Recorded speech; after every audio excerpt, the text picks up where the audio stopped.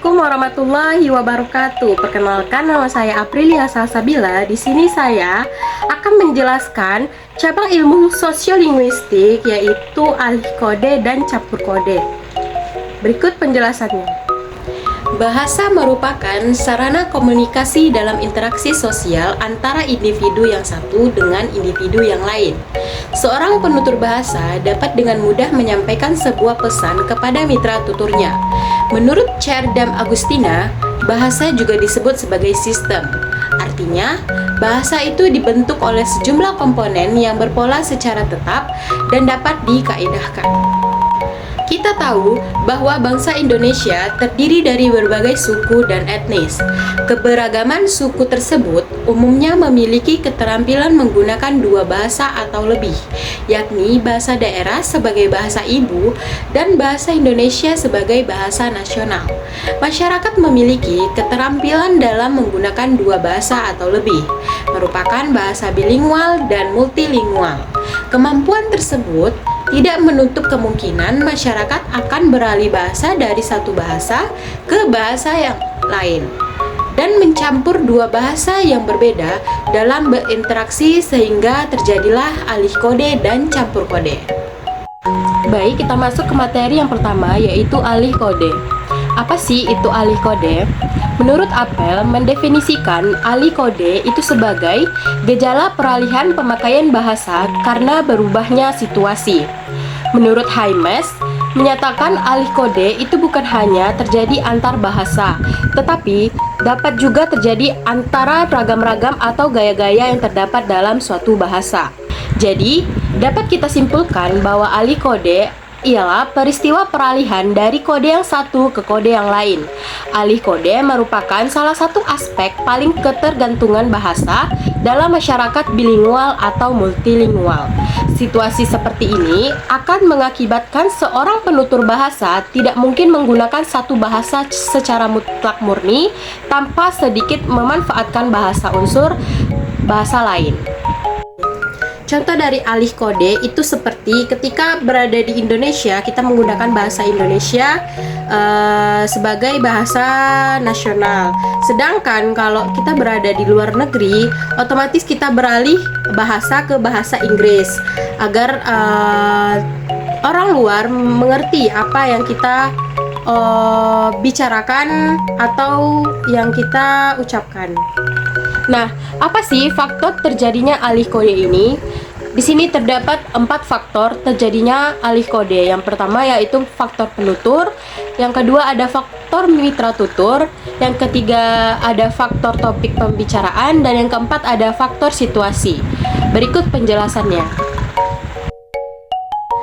Nah, yang pertama ada faktor penutur. Faktor penutur merujuk pada karakteristik individu yang berbicara, termasuk latar belakang sosial, pendidikan, usia, dan pengalaman hidup. Faktor penutur dapat memengaruhi pilihan bahasa, gaya berbicara, dan kecenderungan untuk menggunakan alih kode dalam komunikasi. Yang kedua ada faktor mitra tutur.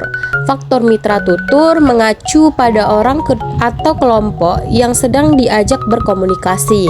Faktor ini meliputi hubungan antara penutur dan mitra tutur, tingkat keakraban, status sosial, dan preferensi bahasa mitra tutur. Penutur akan mempertimbangkan faktor ini saat memilih bahasa dan gaya berbicara yang sesuai dalam interaksi komunikasi. Yang ketiga ada faktor topik pembicaraan. Faktor topik pembicaraan mencakup subjek atau topik yang sedang dibicarakan dalam percakapan. Pemilihan bahasa dan gaya berbicara dapat dipengaruhi oleh kompleksitas, keformalan, atau keakraban topik tersebut. Penutur mungkin akan menggunakan bahasa yang lebih teknis atau formal tergantung pada topik yang dibahas. Yang keempat ada faktor situasi. Faktor situasi merujuk pada konteks atau situasi di mana komunikasi terjadi. Situasi seperti tempat, waktu, waktu, tujuan komunikasi, dan kehadiran orang lain dapat memengaruhi keputusan penutur dalam menggunakan bahasa dan gaya berbicara tertentu. Misalnya, dalam situasi formal seperti rapat resmi, penutur cenderung menggunakan bahasa yang lebih formal dan sopan. Baik, lanjut ke pembahasan yang kedua, yaitu campur kode. Campur kode atau kode mixing adalah fenomena penggunaan satuan bahasa dari satu bahasa ke bahasa lain dalam satu ujaran.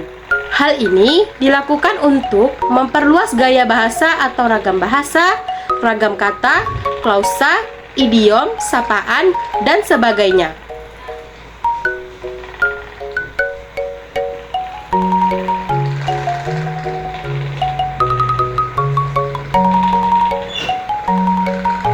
Campur kode berbeda dengan alih kode.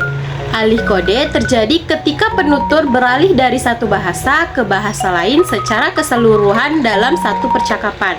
Biasanya karena ada perubahan situasi atau topik.